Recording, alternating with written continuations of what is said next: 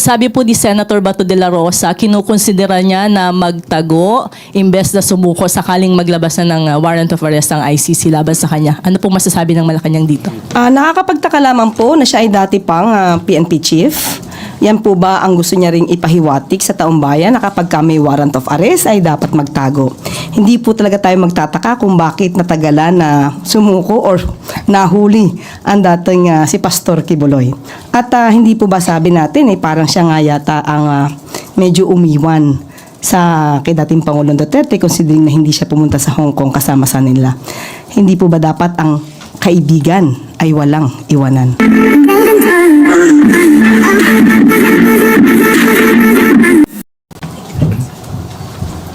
Thank you very much, Yusek Ramos.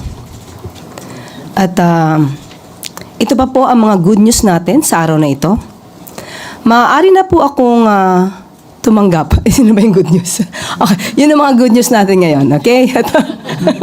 At ang good news, maaari na po akong tumanggap ng mga katanungan mula sa inyo.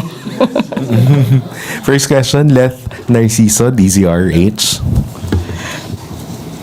Good morning, Yusek. Yes, good morning. Ma'am, sabi po ni Senator Bato de la Rosa, kinukonsidera niya na magtago imbes na sumuko sakaling maglabas na ng warrant of arrest ang ICC laban sa kanya. Ano pong masasabi ng Malacanang dito? Nakakapagtaka lamang po na siya ay dati pang PNP chief.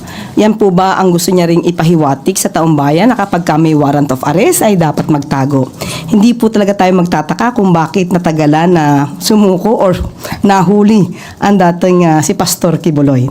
Well, anyway, sabi po natin, hindi natin sinasang-ayunan ang ganung klase pong paniniwala at kanyang nais gawin.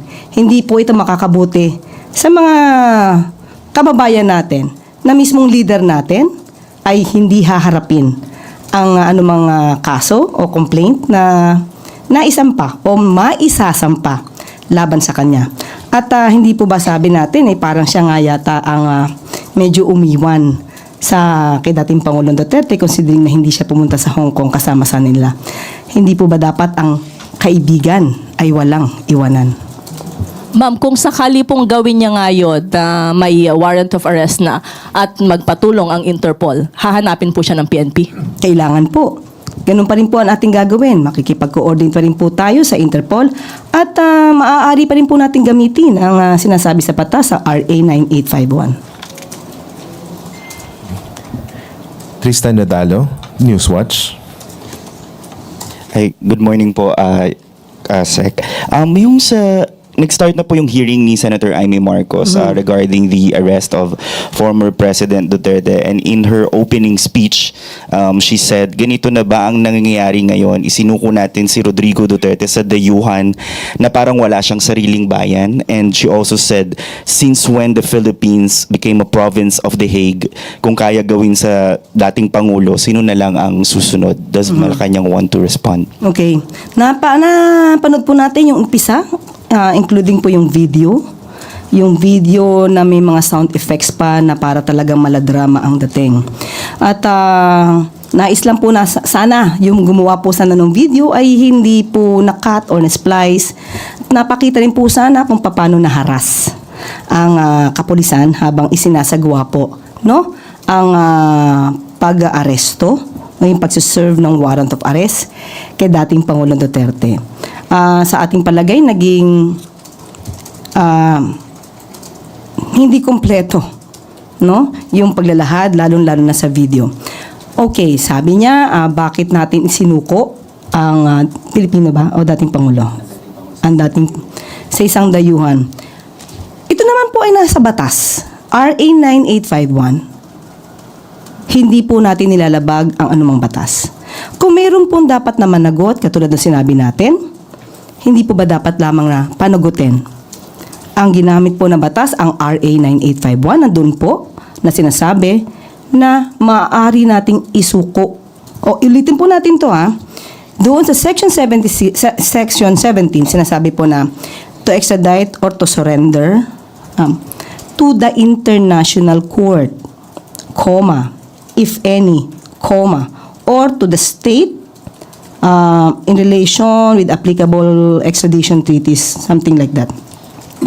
Maliwanag po, kahit po si Justice Carpio ay ipinaliwanag po ito na maaari po nating isurrender ang sinuman sa international court. Ibig sabihin, hindi po tayo kailangan na mayroong treaty or extradition treaty na pag-uusapan. Basta ang nilagay po lamang doon ay to surrender to the international court. At yun lamang po ang tinutupad natin. Kasi yung mga iba nagtatanong bakit hindi daw binasa yung pinakadulo.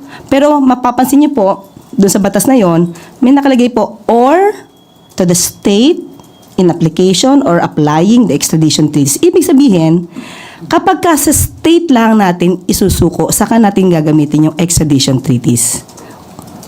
Pero kapag to the international court, may comma eh. So walang condition doon. So we have to stick kung ano sinasabi ng batas.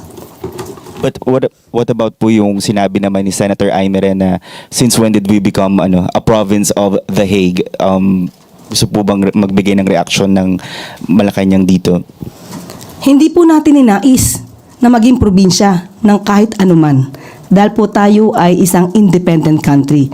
Hindi po natin ninais na maging probinsya din po ng Fujian, China. Never natin inisip yan na maging probinsya tayo ng anumang bansa.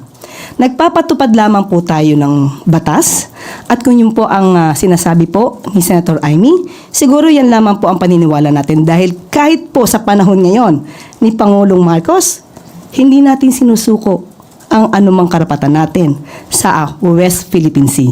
Siguro doon naman po makikita natin na hindi po tayo, hindi natin ibibigay ang anumang karapatan natin kahit kanino man. Maricel Halili, TV5. Just a quick follow-up. I wonder if you have talked to the president about the hearing. How does he feel that his sister leads the hearing about the legality of the arrest of former president? Napag-usapan po yan at kung ano man daw po ang gagawin na paghihiring sa Senado, hindi naman po natin tututulan dahil para ipakita sa taong bayan na tayo po ay sumusunod lamang sa batas. Kapag ka po kasi nagtatago, ayaw makipag-usap, lahat ng mga officers niya ay sasabihin walang alam, mas lalo tayong magpapakita na na may tinatago tayo. So yung mga dating nagagawa noon, panahon, na hindi pinapapunta ang mga cabinet members pag pinapatawag sa Senado, hindi po yan gagawin ng Pangulo. Para lamang po tayo sa katotohanan at maipakita kung ano ba ang ginawa natin ng naaayon sa batas. But isn't this in a way awkward or slap on the administration considering that, well, Senator Aimee is also an admin candidate? Hindi po ito sampal sa pamahalaan. Baka po it's the other way around. Rachel Bayan, Radyo Pilipinas. Good morning, Yusek. Ma'am, latest data from COMELEC shows an improvement in the election security sa bansa. Bumaba po yung bilang ng mga areas sa Pilipinas na nahaharap sa election-related threats. What does this say about the government's effort po when it comes to peace and security, especially with the upcoming election? Tayo po ay, yan din po ang ninanais ng administrasyon. Makipagtulungan tayo sa lahat ng ahensya. At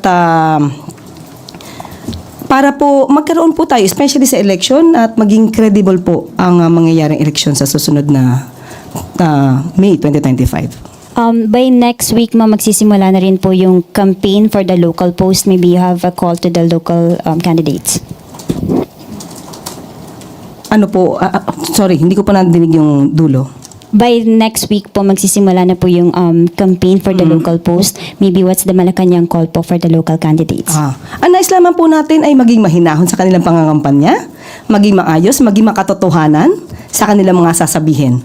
Huwag po sana silang magsagawa ng anumang pananalita na magkikreate pa ng kaguluhan. Maricar Sargan, Brigada FM. Good morning po, ma'am. Can you state po the reason why the President vetoed the bill declaring Pampanga as culinary capital of the Philippines? Opo, maganda po kasi po yung bill, pero magkikreate po kasi ito ng discrimination. ang atin po, bawat rehiyon po ay may kanya-kanyang kultura, may kanya-kanyang kagalingan. Kung lalabas po na may pipiliin po na isa lamang na rehiyon na parang siya po yung pinakamasarap or pinakamagaling, pinakamaganda, baka po maisip ng ibang tao at especially yung mga dayuhan na nais pumunta sa Pilipinas, isiping iisa lamang na rehiyon ang maaari nilang puntahan at sabihin pinakamaganda at pinakamasasarap na pagkain na local foods.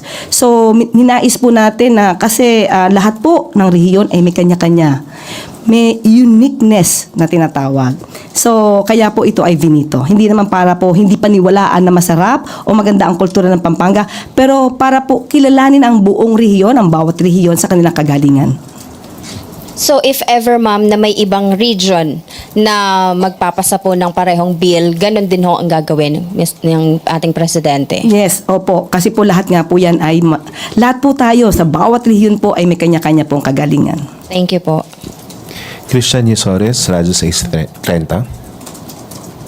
Hi ma'am, may update na po kung nakausap na po ni Pangulo si Solgen Menardo Guevara at ano po yung kanyang naging reaction doon sa pag-recuse ni Solgen sa Supreme Court? Opo, nagkausap po sila at nakausap ko rin po ang Pangulo patungkol dyan at sinasabi niya po na hindi naman po nawawala ang kanyang tiwala kay Solgen Menardo Guevara. Thank you po. Ann Soberano, Bombo Radyo. Yusek, good morning. Reaction lang po from the palace regarding sa recent survey na nagsasabi po na 51% ng mga Pinoy pabor po na panagutin si ex-PRRD sa pagpatay po sa na may kaugnayan sa war on drugs. Masaya rin po tayo na majority po ng taong bayan ay naniniwala sa naging action po ng pamahalaan patungkol po sa issue na yan. May mga nakita po rin tayo na yung iba ay undecided, yung iba ay hindi well informed of the situation. So, sa ngayon po, lalo po natin paigtingin ang ating pagtatrabaho para po masawata ang fake news dahil malamang po yung iba po na hindi pa po naniniwala sa ginawa ng pamahalaan ay dahil naniniwala sila doon sa fake news na kumakalat. So, masaya po tayo na suportado po ng taong bayan ang ginawa ng pamahalaan. Ma'am, on the other topic, reaction lang din from the palace. Kahapon kasi naglabas ng statement si House Secretary General Reginald Velasco na may mga seasoned private lawyers po, mga volunteer lawyers po ang tutulong sa House Prosecution Panel para sa impeachment trial ni Vice President Sara. Actually, sabi po natin, wala po tayong responsibilidad kung ano ang mangyayari sa hearing, sa impeachment trial. So kung yung po ang mga nananais na mga seasoned lawyer at sila po ay naniniwala na mayroon po talagang grounds para po makonvict ang ating Vice Presidente, nasa kanila na po yun. Sila na po ang kailangan na magpatunay niyan. Ace Romero, Philippine Star. Yusek, good morning. May please elaborate on your statement that the President still trusts the Solgen despite his decision to recuse from the habeas corpus cases in relation to the arrest of the former President. Why does the President still trust the Solgen? Nung tinanong ko po siya kung magre-resign po si Solgen, ang sabi niya, hindi ko hinihingi ang pagre-resign niya. So yun lang po yung sinabi niya. So nandun pa rin po yung trust niya kay Solgen Menardo Guevara.